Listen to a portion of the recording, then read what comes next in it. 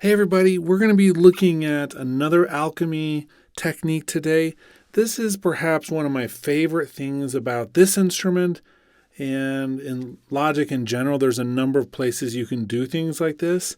But what we're going to look at is using our different modulation sources and destinations to create really complex modulation chains. So I just have a default patch on here. It just has the default saw in source number or letter A, and listen to. I'm going to hold a chord down. I've done a little bit of modulation, but that's really it for this. I'm going to play a chord.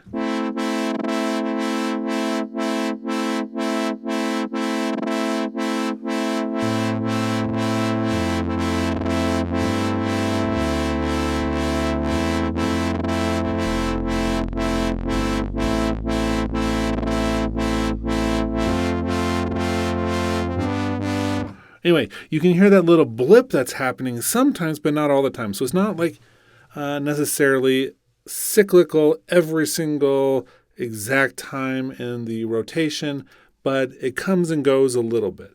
So let me walk you through how I did this. It's really just a function of this filter moving. So if I hold a note, look at the filter.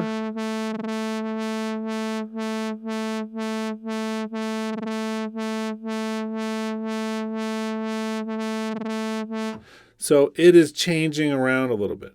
Now, let's click on the actual filter knob there, the cutoff frequency, and you're going to see the filter. And then look down here. Anytime you see that orange line, you know that something is being modulated. So we can click on this particular item, and you'll see that I can add different modulation sources, and that's what I did here. I added one of the LFOs. So let's go into LFO. We're going to show target here, and that's that one right there. So now, if we want, we could actually go through any of the LFOs. This is the one thing about this that I find a little tedious. I wish there was a full list of everything that was being modulated and where it was going to. So we have to dig just slightly, but not too bad. So I'm going to go to number 3, because what I did on number 2, so this is the LFO that is controlling the depth on the first envelope right there. So the LFO is controlling that.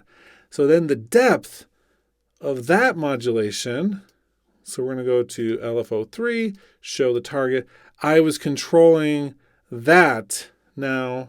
Well, is the rate right there.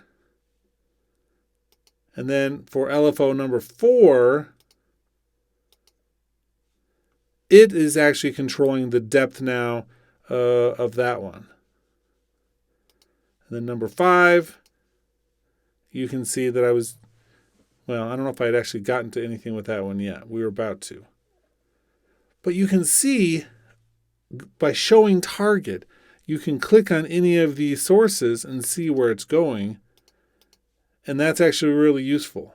So what I have is a cutoff frequency being modulated by a filter, and that depth of that, or how much it's working, is being controlled by an LFO, and that LFO's rate is being controlled by another LFO, and the depth of that one is being controlled by an LFO beyond all of the other LFOs. All of those together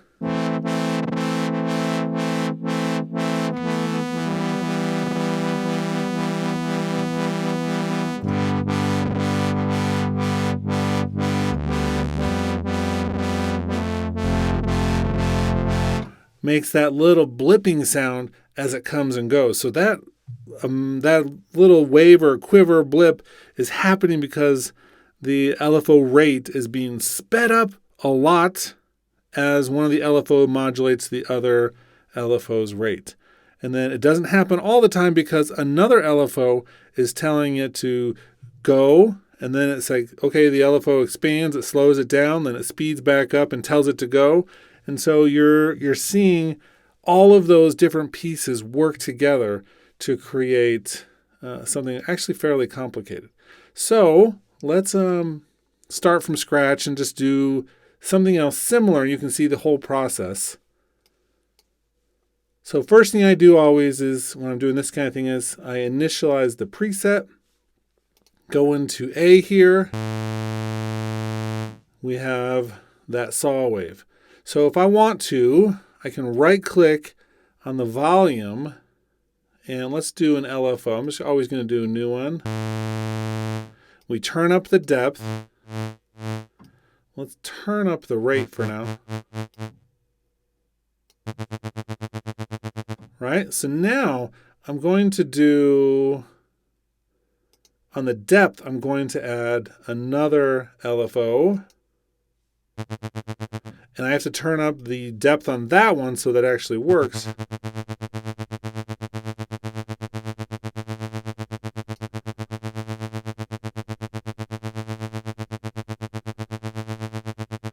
So that's adjusting how much the second LFO is actually doing.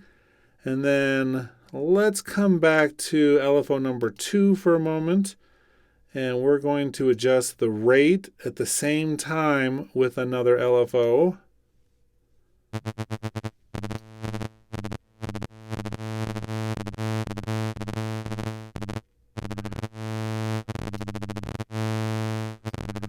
But let's make it faster.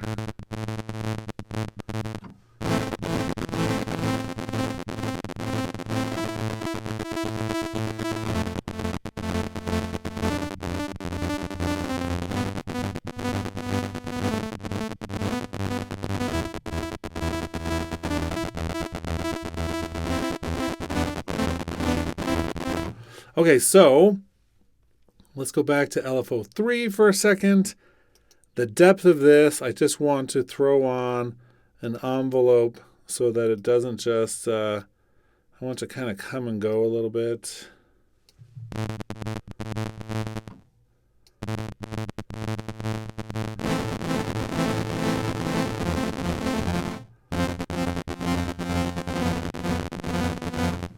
And we'll put up the depth so we can hear it.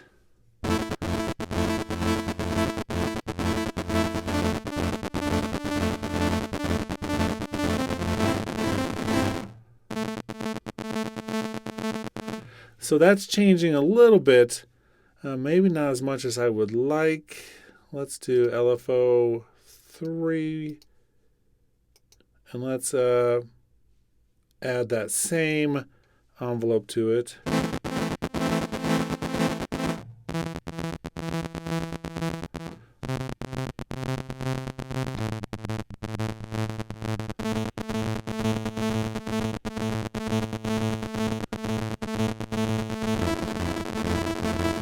So it doesn't work well if you do things that are off time a little bit as they duplicate, but I could see how this could be useful as a certain sound in various productions, as a layer or pad, something in the intro or in a special, bridge place.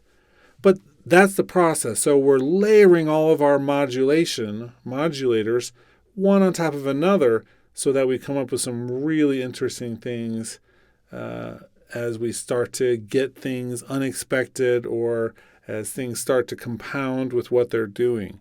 Okay, that's really it for today. I just want to show you this technique that's been on my mind with the modulators. I hope it makes sense. If you have any questions about it, definitely put them in the comments. But otherwise, that's it for today.